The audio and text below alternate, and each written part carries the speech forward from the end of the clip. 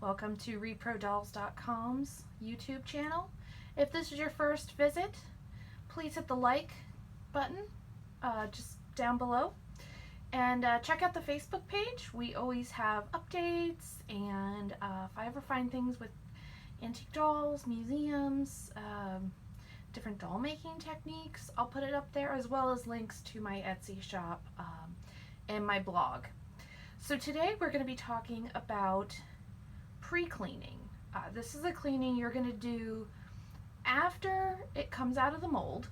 So this is not out of the mold, but once I take this out of the mold in its leather hard state, you're going to do a little pre-cleaning before you soft fire it so that it's a little less work.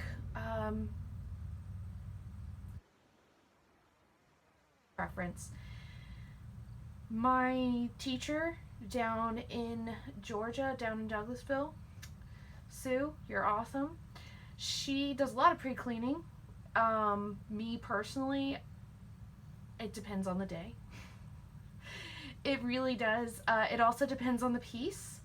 I have a couple of different pieces that I have poured today. I have a little less than I wanted to, but we're having a very humid day, hence my sweaty appearance. So it's a kiln room, it's a studio. We all know we don't look beautiful when we're making dolls. The porcelain slip, the paint, it's everywhere. It's a dirty process. So I poured some legs and arms, and as you can see, there's still a lot of edge crud. It's a very bad mold. The edges of the mold don't meet, and you can always see a little bit of space. So it's a very hard mold. One of the many molds I have in my collection that are hard to mold. It takes a while, and then of course on a humid day it's going to take even longer. That mold normally takes about, I'd say about 30 minutes to 40 minutes to demold. Today it took an hour and a half. So, and it's really not that much more humid than other days that I pour, but apparently it is humid enough, and I guess with the amount of rain we've been getting, being that my kiln room, my studio is in a warehouse, for the most part uninsulated warehouse, my molds they're temperamental. So, which, you know, I was able to produce enough today to show you a couple different techniques of how I pre-clean. I also did the ruby head from Doll Artisans Guild. I believe this came out in 2017. So if anybody knows, and it's not that year, correct me, but this was a 3-part mold. You can see the lines. So we're going to have to go in and clean up along these seam lines, which nice. I love Doll Artisan Guild molds. They pour beautifully. They demold beautifully. And they have the best little seam lines. This one's right on the lines of the snood, the hairnet, whatever you would like to call it. So if, you know, it's just nicer. You know, I've made mistakes, but it'll be hidden, which is nice. So we have that one. The mold, the girl that's in this is a Brugenot, not a big French doll person, number 6. She, I think, comes out to about a 10-inch brew. So as you can see, this is the back of her head. That's my hand. Kind of tiny. This one's being stubborn, and I think I might end up having to re-pour it. I think it's the humidity. But I have the chest plate. Bell Ceramics is the one who came out with this. I have her hands, which are super delicate, so that is always fun, and I'm surprised I didn't break fingers getting that out of the mold. Then I have a little 5-inch China head called Ella. I don't even know where I got this mold from, but she's adorable, and she's a little dollhouse doll from the mid-19th century. She's so cute. She has little boots, This is one of them, one of her painted. So she's just a little common, you know, little dollhouse doll. So to go on with your pre-cleaning, now that you know we'll be doing a little bit of a couple different pieces today. You're going to use, well, at least these are the ones I was taught to use, so this is kind of what I've stuck with. A scalpel. They normally have a little cover. You can get these from Doll Artisans Guild. They're like $1.99. I have like 5. I'm very good then they're not floating around. I know my teacher down in Georgia, she's got tools floating everywhere, and so you could always find one of them. This is from these next two are from Kemper. It's a sharper one of these, but it's basically a hole puncher. And then I'm not quite sure what this is, but it looks like a paddle. I tend to use this to, if I need to get into grooves. I don't use this side too often. I use this one more. This side's going to be for cleaning off seam lines. When I first started, I used a scalpel and I cut into the pieces too much. And Sue, my teacher, was like, you need one of these guys. She was right. Thanks, Sue. So this is a double pointed, dual-ended, not, again, I don't know what the tools names are. All I know is it is a DBS. That's what it says. This is also from Kemper. 2 different size ball points. This is my favorite to fill in spots with. Kind of move some slip around if you need to. It's once you learn, you get a rhythm, and that's, you know, I was taught, I know all the proper ways to do things, but then I've kind of changed things up a little bit according to my preference and how I work best. And then the last thing, I don't use these that often. I'm just going to demonstrate them for you because they are useful. Sue down in Georgia loves them. I know a lot of other doll makers love them. I actually forget I have them most of the time. So these are wet cleaning brushes, and I believe you can get them from Doll Artisans Guild on their website. That or one of the other doll suppliers, but I know you can get them through a supplier at least listed on Doll Artisans Guild website. They've got a list of all the vendors you could ever need. But they come in different sizes. They're just very coarse bristle brushes. I hate the way they're very unfinished, just unfinished wood, not polished handles. I think it was like $15 for this set, something like that. I will probably have this set forever. So if you're going to use these, you're going to need a cup of water. So I've already got that. So we're going to start with the smallest and work our way up. How about that? So what I normally like to do first, if you're going to use your wet cleaning brushes, you're going to want to scrape seams. Like let me show you first. If you can see, she's got these seam lines. So you're going to take the pointy end of this,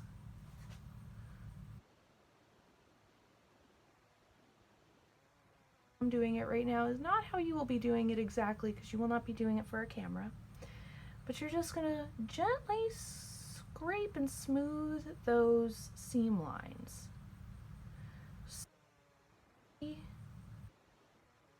Back. I have to be extra gentle. I accidentally had to fix her. I kind of got a little impatient because it is a little moisture.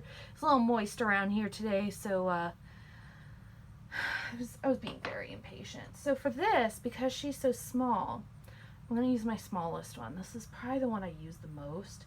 Oh, and if you're going to do the wet cleaning, get a towel. Grab one of your dirty shop towels. Load this brush up with water, and you're just going to go over this. We're going to make it invisible. Now it's not going to take it all completely away, You're gonna want to get fresh water in between. Back over it to kind of blend it back in.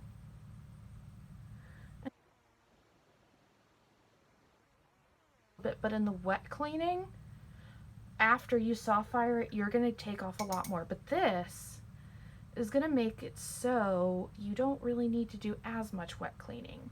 So either you're gonna clean it then and it's gonna take you longer, or you're gonna clean it now and it'll probably be a little bit easier. So the other thing you can use the wet cleaning brushes for, these edges. Now, when you pour these, you know they have the edge pieces you have to cut off. So they're normally a little jagged. Sometimes I leave those. For this demonstration, I will clean them for you. So you're just gonna smooth those out with the water. You know, remember to get more.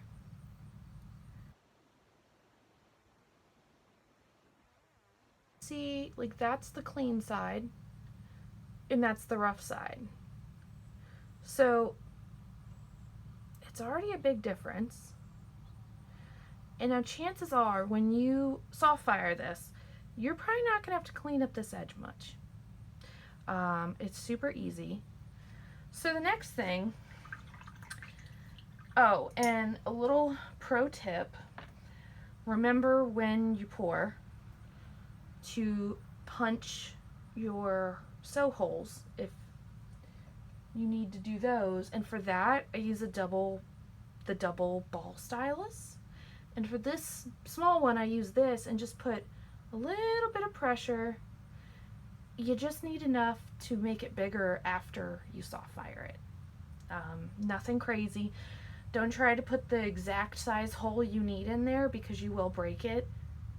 Ask me how I know. I've done that so many times. Don't be like me. Don't get impatient. That's like my one thing that I wish I could change. So the next thing, you can see fingers, they still have seam lines. So we're going to use the pointy thing.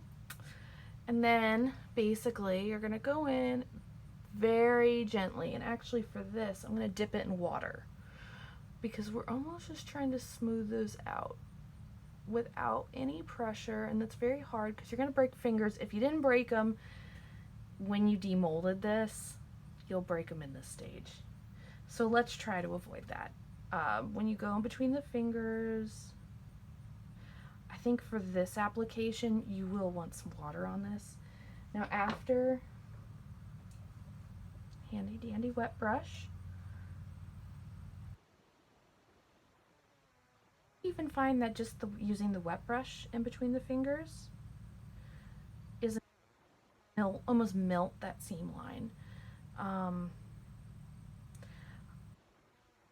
This I prefer to do the pre-cleaning for most of it because when it's in the soft fired stage, the greenware stage, so for something like this where it's very easy to break, you're definitely going to want to, you know, just take your time, clean it up, take a couple extra minutes.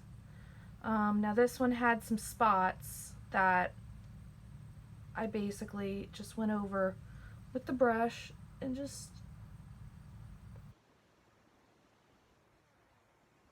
I'm guessing some leftover clay from something else. I completely and spray my mold before I did those, so oops, don't do that. So the next one that I want to show you is, we'll do this one. Do Miss Ruby. Done. This is what she looks like. Did have the gold, the real gold. I love the way that turns out. You put the glaze on first and then the gold over top. It's beautiful. So if you see, she's there. This is another fiddly part that you're just gonna want, you just need to take your time. You're just gonna sit there peeling an apple when I do this. But you're just going to want to follow these, I find, follow the net line on there. You can see some of it's already gone. It blends right in. This is also another hard, it's also harder for me to do in the wet cleaning stage after you've soft fired it. I tend to mess up the beautifully sculpted lines on the back. So I've been trying to remember to do my cleaning before I even soft fire it, because then I won't get rid of some of this beautiful detail. And it's going to be the same. This was the top piece. This was a beautiful 3-part mold.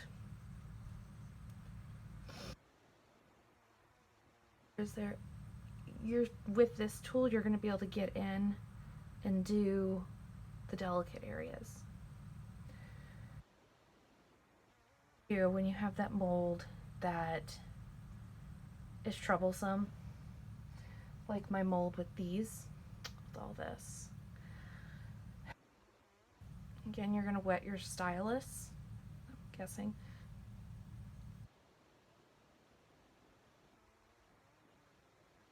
This always takes me forever. All the way down to the surface, you'll see I still leave enough. I can clean that, wet clean that better in the soft fired stage than if I were to leave it like this. And then always remember, you know, clean your little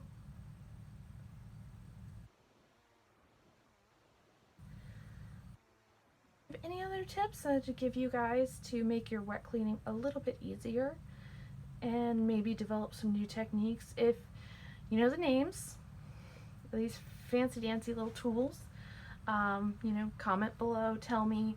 Or if you want to suggest another video, I'm all ears. I want to do videos on what you guys want to see, hear, learn.